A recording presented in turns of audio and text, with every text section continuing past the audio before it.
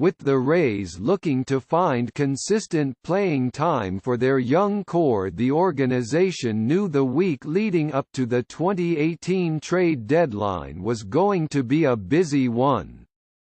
What the club didn't know was just how busy it would be. Tampa Bay entered deadline week looking to trade Nathan Eovaldi and Wilson Ramos, two veteran players who were playing well and who were set to become free agents at the end of the season. While Eovaldi and Ramos were the likely trade options, the list of possible players who could be moved didn't stop there. Chris Archer, who was the club's ace at the time, was also receiving a lot of interest from contending teams. Role players like Jonny, Sergio, Romo and Adeiny Hechavarría were also on the trading block. Tampa Bay was ready to listen to any and all offers, ultimately making 5 key trades in a span of 6 days. "I think from a prep standpoint you find ways to stay busy in any given year," said Rays general manager Erik Neander. "Where we were in 2018, we were a young team, an inexperienced team.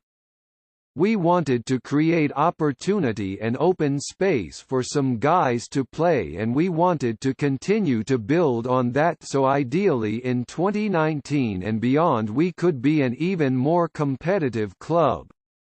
Neander and the rest of the Rays front office were able to accomplish their goal. The week turned out to be an important one for their organization. It allowed the young core to get valuable experience, which ultimately resulted in 90 wins in 2018 and a load of optimism heading into the 19 season. Tampa Bay made it back to the postseason in 19, and this particular week played a big role in the success. Let's take a look at how that week shaped out. July 25, 2018, the movement begins. The Rays didn't wait until July 31 to make the big moves. On July 25 they completed 2 deals, including shipping Eovaldi to the Red Sox for left-hander Jalen Beeks. Landing Beeks, who wasn't considered a top prospect, didn't create much of a splash, but the acquisition sent the clubhouse a clear message: the Rays weren't looking to acquire prospects in the lower minors, they were only interested in acquiring young major league-ready players. They were setting up to make a run in 2019. "Our intention has been on creating a wave and a group of players who can come up, compete, grow together and win together," Neander said at the time of the deal. "That's starting to show up on our major league roster now.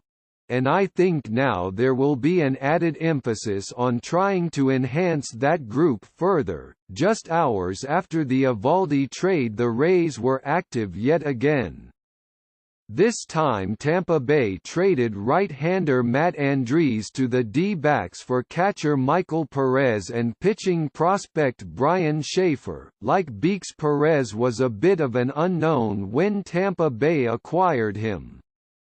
The Rays, however, were adamant that the 25-year-old catcher could thrive with an opportunity at the big league level.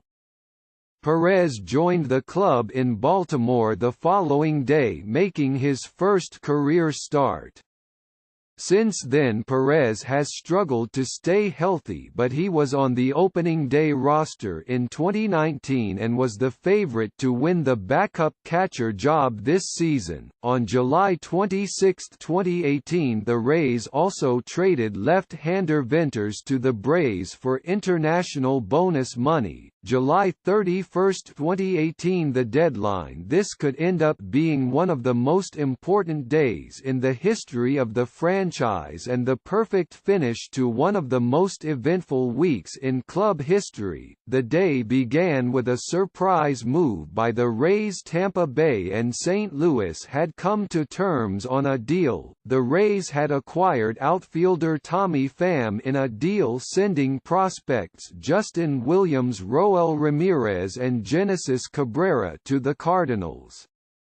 All three prospects were in the club's future plans, but the chance to acquire Pham even in a season that wasn't going to result in a postseason berth was too good to pass up. Pham went on to reach base in 43 of his first 46 games with the Rays, helping the club win 90 games in 2018 and playing an integral part in the team's success the following season. We were open and interested in an everyday right-handed hitter, preferably in the outfield, Neander said.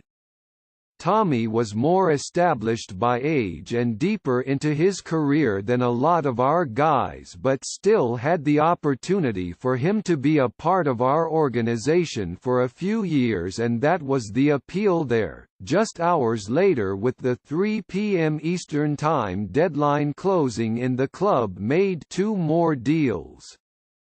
Tampa Bay had traded Ramos, who was recovering from a hamstring injury that hurt his draft stock, to the Phillies for cash considerations.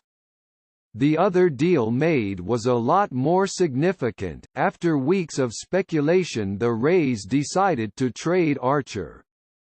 Multiple teams, like the Yankees, Cubs and Phillies, were interested, but it was the Pirates who had put together a strong July who ultimately landed the veteran right-hander. Honestly, we weren't necessarily aggressively trying to make a trade happen. Probably anything but, Neander said. He was not a player or a person that we were going to take.